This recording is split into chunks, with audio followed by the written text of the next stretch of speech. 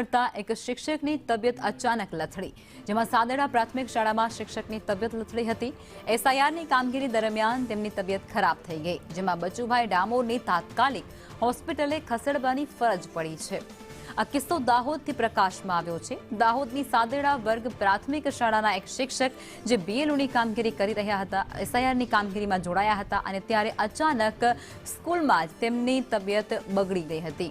એસઆઈઆરની કામગીરીને લઈ અને વધુ પડતા ભારણને લઈ અને તેમની તબિયત લથડી હોય તે પ્રકારના આક્ષેપો ત્યાંના લોકો દ્વારા કરવામાં આવી રહ્યા છે, તેમના પરિજનો દ્વારા કરવામાં આવી રહ્યા છે।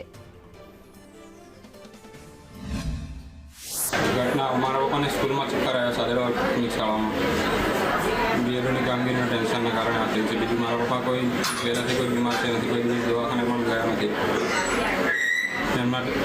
बीएलओ की कामगीरी लीधे ज थी